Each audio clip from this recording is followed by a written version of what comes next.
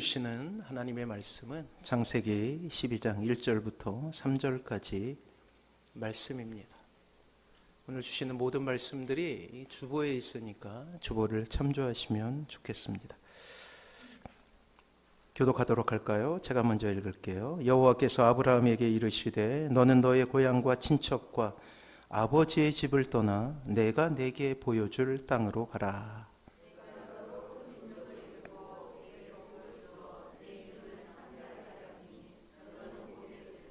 같이 읽습니다. 너를 축복하는 자에게는 내가 복을 내리고 너를 저주하는 자에게는 내가 저주하리니 땅의 모든 족속이 너로 말미암아 복을 얻을 것이라 하신지라. 아멘. 옆에 분하고 인사합니다. 사랑하고 축복합니다. 사랑하고 축복합니다. 오늘은 복음으로 산다는 것, 그 14번째 믿음의 안목이라는 주제를 가지고 하나님의 뜻을 살펴보도록 하겠습니다. 유고에서 태어나 평생을 인도 캘커타의 가난한 동네에서 보내다가 1997년 세상을 떠난 테레사 수녀는 아무것도 없는 허허벌판에서 빈손으로 병원과 보육원을 세우고 또 그 빈손으로 다시 가난한 자들을 먹여 살리는 사역을 하게 됩니다. 어느 날 그녀가 인도 캘커타에 큰 보육원을 짓겠다고 발표를 하게 되지요. 그때 많은 기자들이 몰려와서 그녀에게 마이크를 들이대며 묻습니다. 보육원 건축을 위한 기금은 얼마나 마련되었습니까? 그러자 테레사 수녀가 대답을 해요. 지금 준비된 기금은 오직 3실링 뿐입니다. 그러면서 테레사 수녀는 기자들이 둘러싼 책상 위에 정말 동전 세입을 올려놓고 있었어요. 그녀의 행동에 기자들이 모두 웃음을 터뜨리게 됩니다. 하지만 테레사 수녀는 진지한 표정으로 이렇게 말을 했어요. 여러분의 웃음을 이해할 수 있습니다. 사실 이 3실링과 나는 아무 일도 할 수 없어요. 그러나 이 3실링이 하나님의 것이 되었을 때는 불가능한 일은 없습니다. 저는 이 돈이 반드시 하나님의 의지대로 쓰일 것을 굳게 믿습니다. 테레사의 결연한 의지가 담긴 믿음 앞에 기자들은 더 이상 웃을 수가 없었어요. 그리고 그 3실링은 테레사 수녀의 믿음대로 움직이기 시작합니다. 3실링은 사랑을 실천하는 귀중한 씨앗이 되어 많은 이들의 따뜻한 손길을 불러 모으게 되죠. 그리고 마침내 테레사 수녀는 기자들에게 약속한 대로 큰 보육원을 완성할 수 있었어요.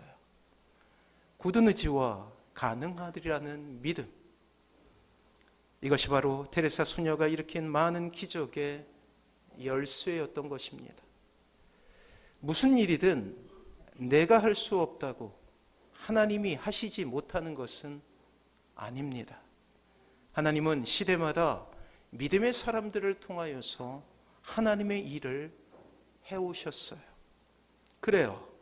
믿음은 다른 사람이 보지 못하는 것을 보는 능력이라고 할 수가 있어요. 그래요. 믿음이라는 말은, 이 믿음이라는 말 속에는 본다 라는 말이 숨겨져 있는 것입니다. 우리가 흔히들 꿈을 다른 말로 비전이라고 표현하지 않습니까? 이 비전 역시 본다라는 거예요. 믿음으로 보았기에 비전이라 부르게 되는 것이죠. 우리가 집에서 텔레비전을 보지 않습니까? 텔레는 멀리서라는 뜻이고 비전은 본다라는 거예요. 그래요. 믿음은 보는 것이에요. 그리고 복음으로 산다는 것은 믿음의 안목으로 살아간다라는 것입니다. 안목은 진짜와 가짜, 옳고 그름을 분별하는 능력이죠. 그래서 이번 주와 다음 주 두 번에 걸쳐서 우리는 믿음의 안목에 대해서 알아보게 될 거예요. 자, 시대를 앞서가고 어떤 것에 가치를 발견할 수 있는 눈을 가진다는 것은 커다란 축복이라 아니할 수 없습니다. 그리고 이러한 사람들에게 늘 세상은 감탄하고 탄성을 보내게 되죠. 그 안목 때문에 말이에요. 비록 시기는 다르지만 언젠가 그들의 탁월한 식견은 이 세상 사람들에게 감동을 줍니다. 그리고 이것을 신앙의 영역에 적용하게 되면 더욱더 큰 의미를 가지게 되는 거예요. 남들이 보지 못하는 것을 보는 사람, 시대를 앞서가는 바로 그 사람을 우리는 믿음의 사람으로 부른다는 것이죠. 자, 다시 한번 말씀드리지만 믿음이란 남이 보지 못하는 하나님의 나라의 가치를 보는 거예요. 테레사 수녀에게 삼실링이 그러한 가치가 보이는 그러한 모습이지 않았습니까? 그 어떠한 순간에도 흔들리지 않는 모습으로 서서 많은 사람들이 기댈 수 있는 숲의 거목과도 같은 믿음의 용사처럼 말이에요. 히브리서 기자는 믿음에 대해서 이렇게 정의하고 있어요. 그 역시 믿음은 보는 것이다 라고 이야기하고 있습니다. 우리 같이 한번 읽어볼까요? 히브리서 11장 1절이에요. 같이 한번 읽습니다. 시작. 믿음은 바라는 것들의 실상이요 보이지 않는 것들의 증거니. 그래요. 성경은 특별히 히브리서의 저자는 우리에게 믿음은 보는 것입니다 라고 외치고 있다라는 거예요.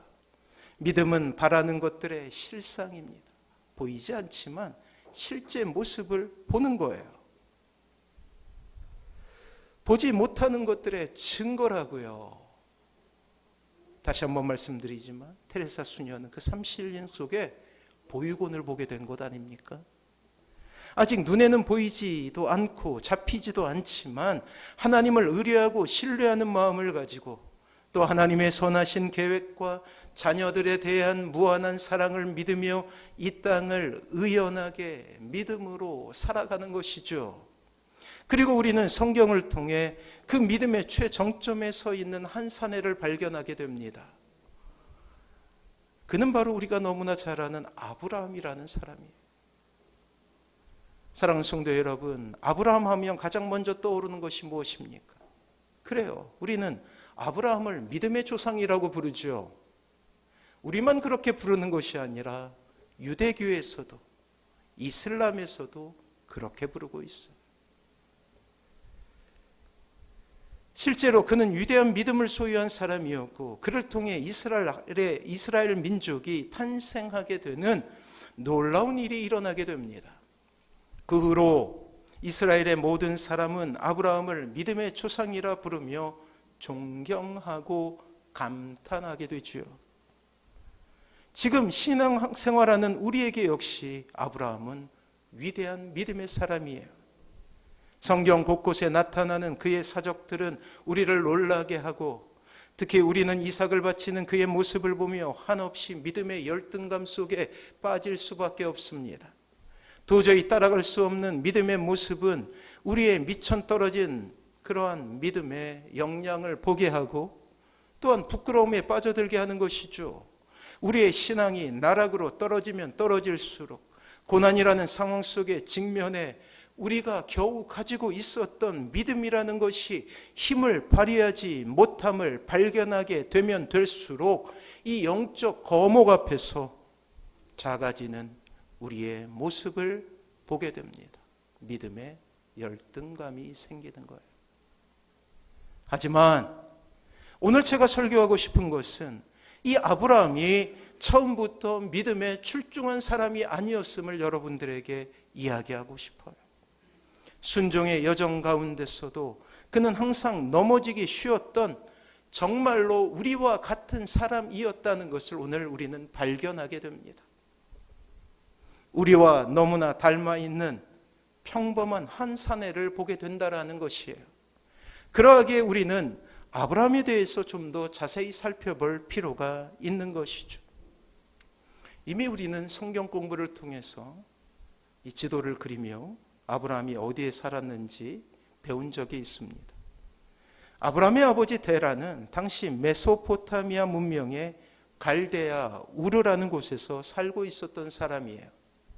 반달 모양의 기름진 지역에 속한 이곳은 매우 비옥한 곳이었고 당시 세계의 중심이었습니다.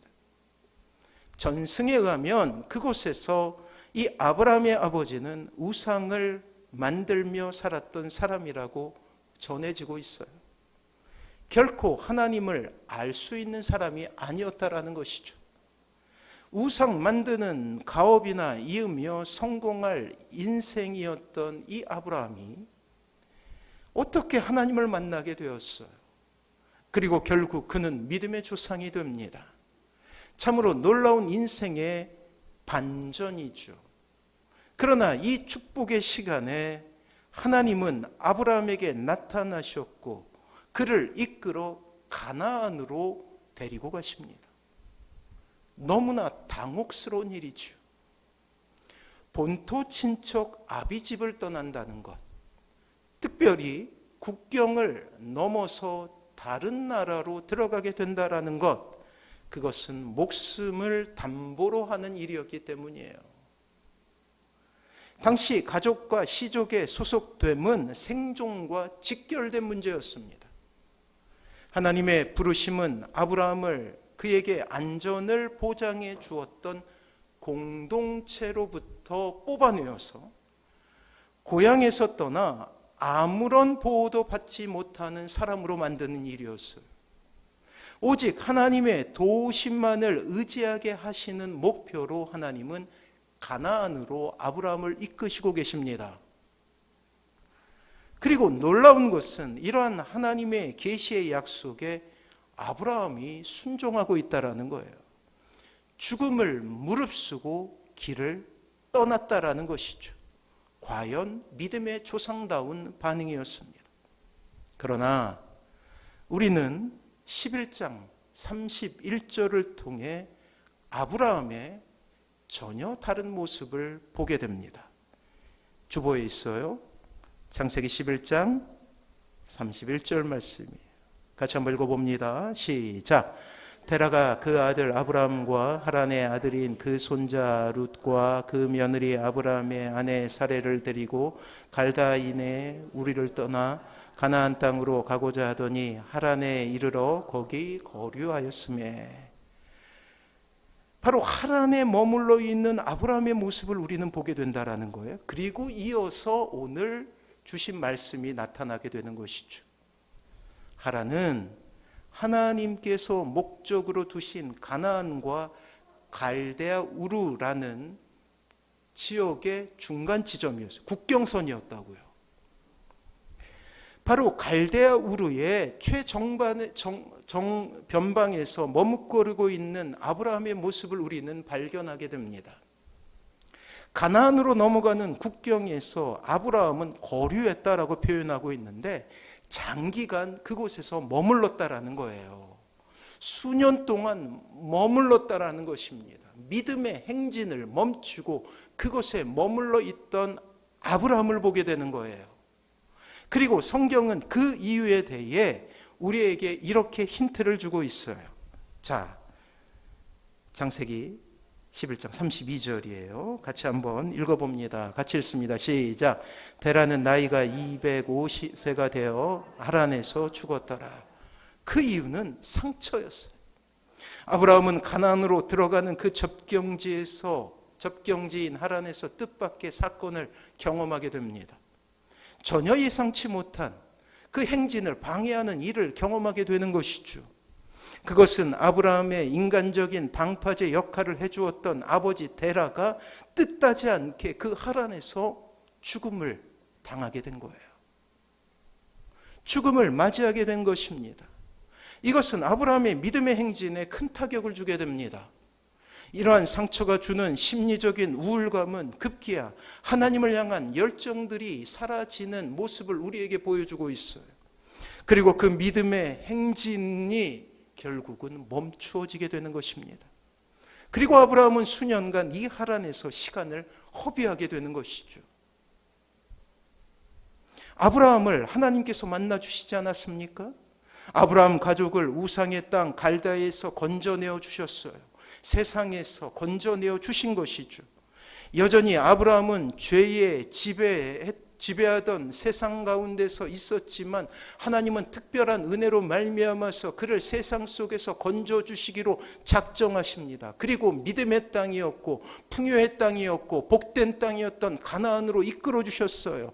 그럼에도 불구하고 오늘 아브라함은 죄의 지배 아래 있었던 하란이라는 그 변방에 머물러 있음을 우리에게 보여주고 있다는 것입니다. 그곳에 머물러 우물쭈물하고 있어요. 진정한 신앙인도 그리고 세상 사람도 아닌 그 어정쩡한 시간을 보여주고 있음을 우리에게 나타내고 있습니다. 단호한 결단을 내리지 못하고 어쩌면 하나님과 세상 그 사이에 안주하고 있었던 것이죠. 여기서 우리는 우리의 모습을 보게 됩니다. 믿음의 조상 아브라함의 삶 역시 처음부터 하나님을 향한 절대 믿음으로 살아가고 있지 못하던 때도 있다라는 거예요. 때로는 무너지기도 하고 때로는 넘어지기도 했던 것이 아브라함의 모습이었다고요. 마치 나처럼 말이에요. 아브라함은 문명의 혜택, 안전함을 누릴 수 있는 갈대아 문명의 가장 최변방에서 차마 못 넘어가고 있는 거예요. 뜻하지 못한 죽음이었죠. 그러니 넘어가기가 두려운 거예요. 우리 가족에게도 영향을 미칠 수 있음을, 우리도 위험 속에 빠질 수 있음을 걱정하는 것이 아브라함의 모습이었다고요. 그리고 그곳에 주저앉아서 몇 년의 시간을 보내고 있습니다. 사랑하는 성도 여러분, 우리 역시 이러한 신앙의 변방에서 머무를 때가 얼마나 많이 있습니까? 여러 가지 상처가 우리를 붙잡습니다. 세상이 신자에게 주는 상처, 또 신자가 신자에게 주는 상처, 교회가 신자에게 주는 상처, 또 가까운 가족들이 신자에게 주는 상처, 우리의 인생 가운데 찾아오게 되는 그러한 사건과 사고, 또한 실패, 낙방, 낙심, 그 모든 것이 상처가 되어서 우리의 인생을 신앙의 진보에서 멀어지게 하고 있음을 우리는 또한 보게 된다는 것이죠. 하나님의 은혜를 경험했지만 우리의 삶이 하나님만 향하여 전적으로 나아가지 못하는 그러한 때가 있음을 우리에게 보여주고 있다는 것이에요. 그렇습니다. 오늘 우리에게 전해지는 창세기 12장 1절과 2절과 3절의 이 말씀은 이 땅의 모든 실패한 신앙인에게 주는 하나님의 격려의 말씀이었던 거예요. 그런데 이때 우리가 놓치지 말아야 될 것은 우리가 위안을 받고 용기를 얻을 수 있는 그 이유가 바로 믿음의 조상인 아브라함 역시 그 과정을 거쳤다라는 사실입니다. 아브라함에게도 초신자였던 신앙의 때가 있었다라는 거예요. 아브라함에게도 상처가 발목을 잡는 시간이 있었다라는 것입니다. 아브라함에게도 신앙을 멈추었던 때가 있다라는 사실이에요. 그것이 우리에게 오늘 위로로 나타나고 있음을 보게 된다라는 것입니다. 자, 한 사람이 신앙생활을 시작하게 되고 그가 신앙의 길을 가게 될 때 대체로 겪는 길이 있어요. 과정이 있다라는 거예요. 우리는 그것을 아브라함의 믿음의 여정에 비유하여 살펴볼 수 있게 됩니다. 첫 번째, 아직 하나님을 알지 못하는 시기이죠. 세상 사람이었던 때입니다. 바로 갈대아 우르에서의 아브라함의 모습이죠. 하나님을 알지 못하지만 자신의 비참함 역시 알지 못하던 때가 있다라는 거예요. 그리고 자신의 삶이 최고의 삶이라 여기며 살아가는 어리석음의 연속 가운데 있는 시대입니다. 그것을 성경은 어둠이라고 표현해요. 다시 말해 아버지의 뒤를 이어 그저 우상을 만들며 안전하다고 여기는 단계예요.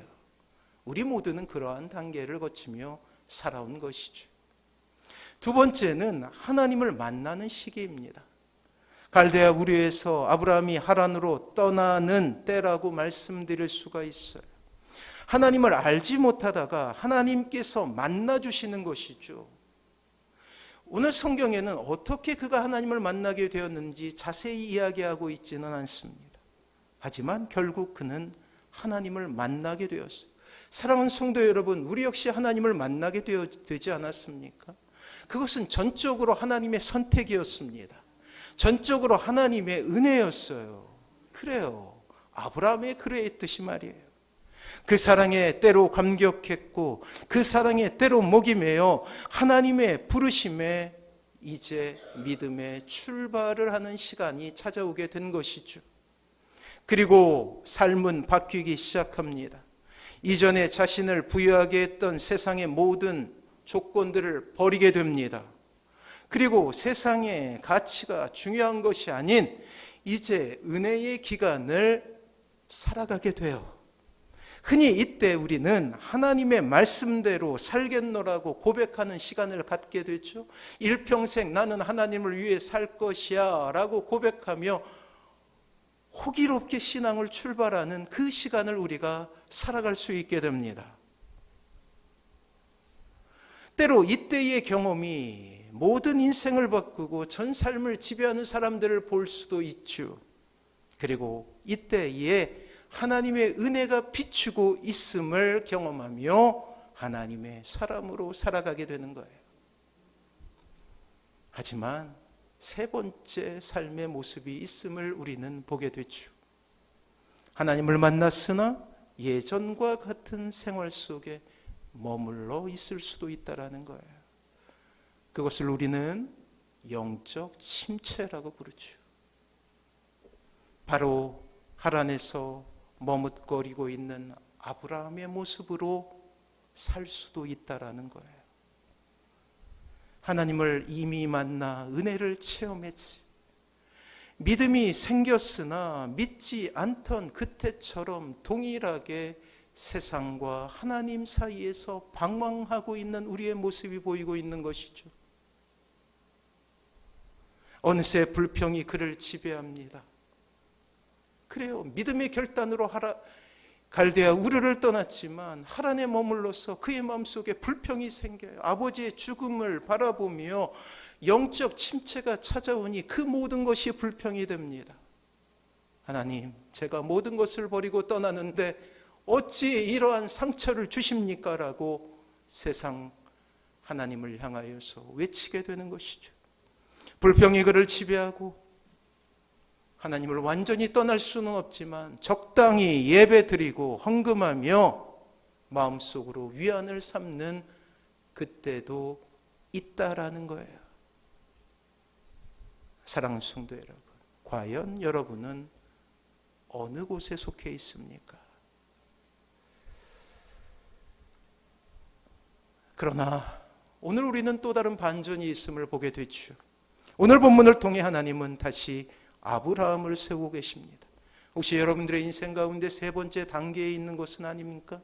영적 침체에 빠지고 옛날처럼 예배를 드려도 은혜를 느끼지 못하는 무감각이 여러분들을 지배하고 있는 것은 아닙니까? 용기가 없어 세상으로 돌아가지도 못하고 그렇다고 하나님 안에 깊게 머물지도 못하는 어정쩡한 믿음의 삶 가운데 속해 있는 것은 아닙니까?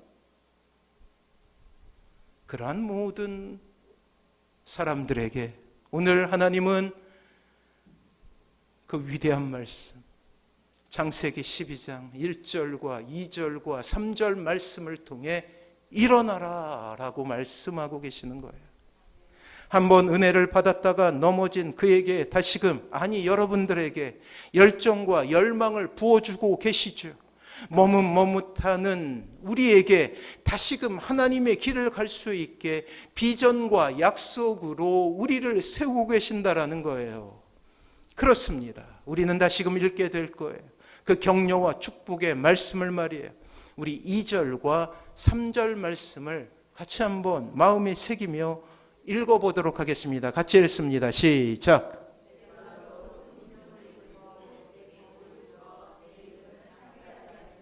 너는 복이 될지라. 너를 축복하는 자에게는 내가 복을 내리고 너를 저주하는 자에게는 내가 저주하리니 땅의 모든 족속이 너로 말미암아 복을 얻을 것이라 하신지라. 아멘. 그래요. 수많은 상처로 고통당하고 때로 머뭇거리고 때로 머물러 있는 우리에게 신앙의 진보를 찾을 수 없는 이 암울한 영적 침체의 상태 속에 있는 우리에게, 아니 한때의 신앙이 그 불타오르던 신앙이 추억이 되었고 믿는 것도 안 믿는 것도 아닌 어정쩡한 모습으로 서 있는 우리에게 다시금 믿음의 진보와 그 모든 연약함을 이겨내고 하나님을 회복할 것을 명령하고 계신다라는 사실이에요. 나보다 나를 더 아시는 그 하나님의 음성을 오늘 우리는 이 은혜의 아침에 들어야 합니다. 하나님은 우리에게 이러한 말로 초청과 축복을 주고 계시는 거예요. 하나님을 선택할 것인가, 세상을 선택할 것인가 갈등하는 우리에게 격려하고 계시는 것이죠. 세상에서 매몰되고 멈추어 있는 우리에게 말씀하십니다. 그래요. 아브라함에게 축복하고 위로하였듯이 1절 말씀을 통해서 다시 명령하시죠. 2절 말씀을 통하여서 다시 복음을 회복하시게 하십니다. 3절 말씀을 통해 그 어떤 순간에도 보호하실 것을 약속하고 계신다라는 거예요. 이 완벽한 말씀 아래 우리는 복종해야 되는 것이에요. 이러한 하나님의 축복의 약속을 붙잡는 성도님들 되시길 바랍니다. 그래요. 하나님은 한 번도 우리를 떠난 적이 없어요. 여러분들의 인생 가운데 사건과 사고가 역사하여서 여러분들의 인생을 구렁텅이로 내모는 그 상황 속에서도 하나님은 한 번도 떠나신 적이 없다고요. 아브라함이 흔들리고 있을 때, 하란에 주저앉고 싶어 할 때, 믿음의 진보가 없을 때, 우리처럼 그냥 그런 믿음을 소유하고 있을 때 다시금 하나님은 믿음의 장이라고 불리우는 창세기 12장 1절과 2절과 3절 말씀을 통해서 다시 일어나라, 그 자리에서 다시 일어나라 말씀하고 계시는 거예요. 우리처럼 연약한 믿음에도 하나님은 동일하게 그 말씀으로 위로하고 계시는 것이죠. 그리고 아브라함은 믿음의 조상답게 단호하게 그 절망의 자리 중간지대를 박차고 일어나서 다시금 믿음의 행진을 하는 것을 우리에게 보여주고 있습니다. 그것이 아브라함의 위대함이에요. 동일하게 하나님께서 오늘 여러분들에게 창세기 12장 1절과 2절과 3절 말씀을 통하여서 여러분들에게 결단을 촉구하고 계셔요. 여러분들은 어떻게 하시겠습니까? 우리 역시 아브라함처럼 다시 일어나야 되는 것입니다. 자, 4절 말씀 한번 볼까요? 주보에 있죠. 창세기 12장 4절에 주보에 있습니다. 같이 한번 읽어볼게요. 시작. 이에 아브라함이 여호와의 말씀을 따라갔고 롯도 그와 함께 갔으며 아브라함이 하란을 떠날 때에 75세였더라. 아멘. 즉각적인 순종이 일어나요. 뭐라고 표현해요? 이해해.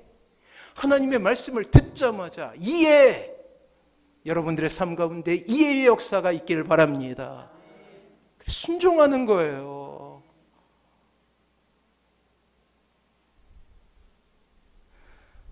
하나님의 약속과 말씀에 의지하여 하나님께서 목적하신 그 가나안을 향하여서 달려가고 있습니다. 사랑하는 성도 여러분, 우리는 거룩한 상상력을 동원해서 아브라함의 얼굴을 한번 그려보십시오. 활짝 웃고 있는 그의 모습. 더 이상 어둠이 지배하지 않아요.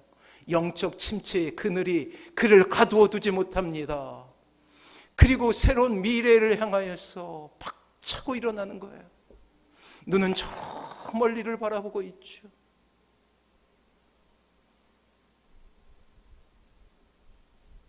하나님의 약속과 말씀에 의지하여 하나님께서 목적하신 그 가나안 땅을 머리에 그리면서 달려가고 있는 아브라함을 보게 됩니다.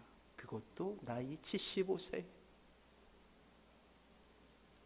사랑하는 성도 여러분, 우리가 지금의 형편에서 벗어날 수 있는 유일한 길이 있다면 바로 아브라함의 모습을 담는 거예요.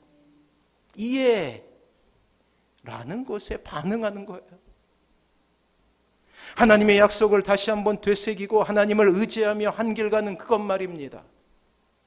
오늘 본문을 통해 하나님은 사랑으로 다시 한번 주저앉아 있는 아브라함을 일으켜 세우고 있어요. 그렇습니다. 그러나 식부를 통하여서 이 3년간의 지옥과도 같은 영적 침체를 이 한국에 있는 교회가 경험하고 있어요. 한국에 있는 신자들이 경험하고 있다라는 사실이에요. 많은 이들이 교회를 떠나게 되었습니다. 실제로 많은 이들이 영적 침체 가운데서 교회를 떠나 있었다라는 사실이에요. 이러한 이 땅의 교회를 향하여서 영적 침체 가운데 가두어진 이 땅의 신자들을 향하여서 다시금 창세기 12장 1절과 2절과 3절 말씀을 통해서 하나님께서 가르치고 계시는 거예요. 혹 이 말씀을 영상으로 듣고 계신 성도님들이 있다면 그 자리에서 일어나서 하나님의 말씀에 의지하여 다시금 그 믿음을 회복하는 은혜가 있길 바랍니다. 그렇습니다. 이 말씀은 우리에게 뿐만 아니라 영적 침체 가운데 있는 이 땅의 교회를 향한 하나님의 말씀인 거예요. 동일한 말씀으로 하나님은 연약한 우리에게도 격려하고 계시는 것이죠. 우리가 해야 될 것은 아브라함을 본받아 다시금 신앙의 자리에 서서 하나님만을 바라보는 것이, 사랑하는 성도 여러분, 신앙의 길에 내리막이 있을 수 있습니다. 여러분들이 경험했던 상처, 세상 속에서 경험하게 되는 아픔들이 여러분들의 신앙의 발목을 잡을 수도 있다라는 거예요. 놀랍게도 믿음의 거장이었고 믿음의 조상이었던 아브라함도 갔던 길이라는 것이죠. 그러나 중요한 것은 그 신앙의 여정에서 다시금 하나님을 발견하고 하나님을 회복하는 것, 바로 그것이 중요하다라는 것입니다. 하나님께서 축복하실 때, 보호하심의 약속이 있을 때 그 자리에서 즉각 순종하며 일어나 하나님의 뜻을 받아들이는 거예요. 그래요. 아브라함의 모습을 통해서 처음부터 믿음의 거장으로 태어나는 것은 결코 있을 수 없음을 우리는 보게 된다라는 것이죠. 분명 하나님께서 다듬으시고 세상 속에서 깎이는 시간이 필요하다라는 것입니다. 연마라고 하죠. 세공이라고 하죠. 거친 암석이 다이아몬드가 되기 위해서는 반드시 세공의 과정을 거쳐야 되는 거예요. 때로 고난도 필요하고 때로 회복도 필요한 것이 우리의 인생이라는 거예요. 그리고 하나님께서 원하시는 그 길로 힘들지만 한 걸음씩 전진하는 것입니다. 그리고 그 길 끝에서 우리는 예수 그리스도, 우리가 사랑하는 주님을 만나게 되겠죠. 주님도 우리와 같이 고난을 겪으셨음을 깨닫게 됩니다. 간혹 힘든 환경 때문에 신앙을 포기하려는 분들을 보게 되죠. 그러나 결코 그리해서는 안 됩니다. 포기한다고 세상을 편하게 사는 것이 아니라는 거예요. 사랑하는 성도 여러분, 아브라함이 갈대아 우르로 간다고 해서 그의 인생이 평안 가운데 거할 수 있었을까요? 행복 가운데 거할 수 있었을까요?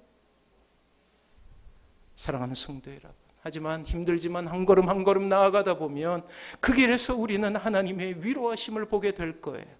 축복의 말씀을, 약속의 말씀을 들고 다시 한번 일어나 믿음의 행진 가운데 거할 수 있게 된다라는 것입니다.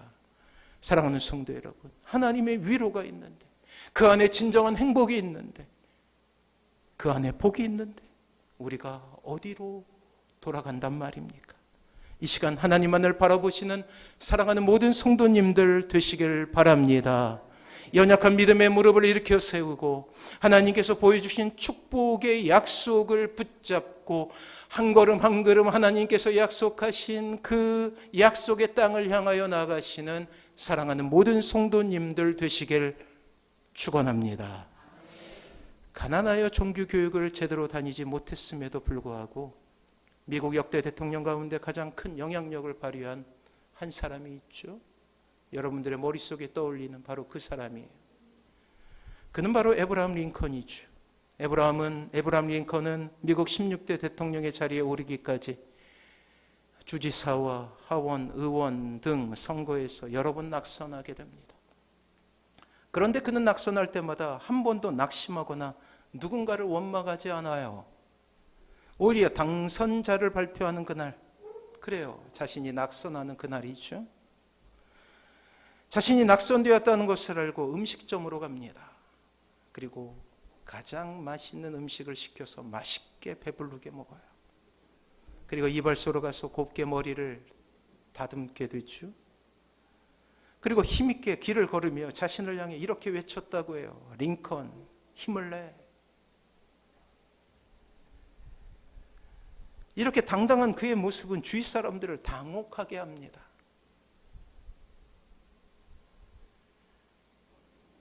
마치 당선된 것처럼 보이니 말이에요.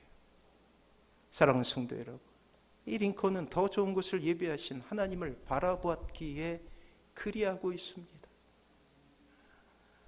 실패의 마지막은 성공의 시작이기 때문이에요. 하나님 안에 있을 때 말이에요. 그는 시련과 연단 중에 있으면서도 이렇게 고백했어요. 주께서 내 원수의 목전에서 내게 상을 베푸시고 기름으로 내 머리에 바르셨으니 내 잔이 넘치나이다. 믿음은 바라는 것들의 실상이며 그 실상은 하나님이 주시는 평안과 담대함이에요. 사랑하는 성도 여러분, 우리가 믿고 의뢰할 분은 항상 우리의 손을 붙잡고 계셔요.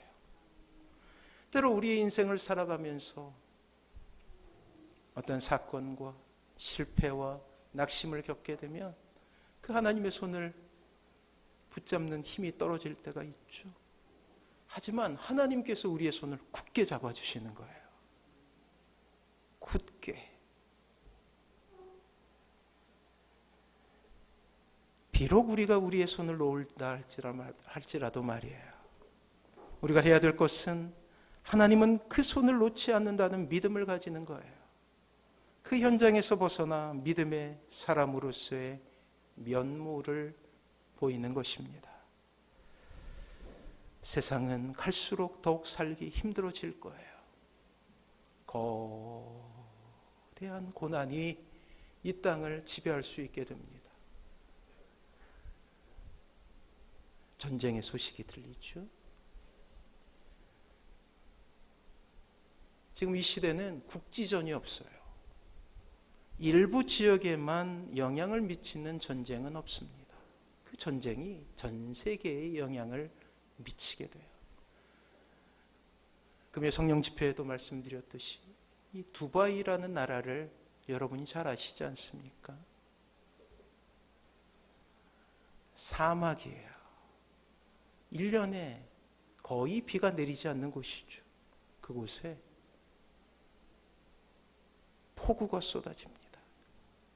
홍수가 나요. 사막에 말이에요. 그야말로 성경에서 말하고 있는 말세의 두려운 시간이 찾아오고 있다라는 거예요. 사랑하는 성도 여러분, 그러나 기억해야 될 것은 하나님은 늘 믿는 이들을 보호하고 계신다라는 사실이에요. 때문에 믿는 이에게 실패는 있어도 좌절은 없는 것입니다. 신자는 믿음의 안목을 가지고 다른 사람이 보지 못하는 것을 볼 수 있는 사람이에요. 그렇기에 복음으로 산다는 것은 믿음의 안목을 가지고 살아간다라는 거예요. 이 아침 믿음을 고백하며 결단하는 사랑하는 모든 성도님들 되시길 바랍니다.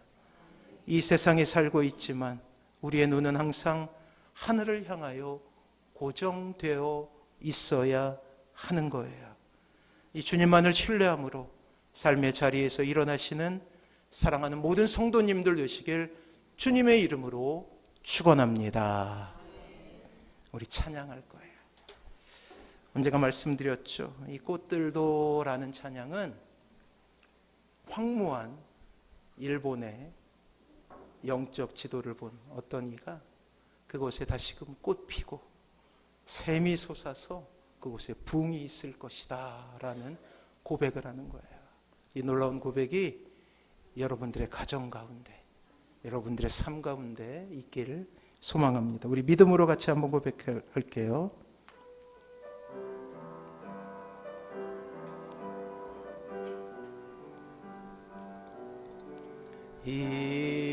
이곳에 생명샘 솟아나 눈물 골짝 지나갈 때에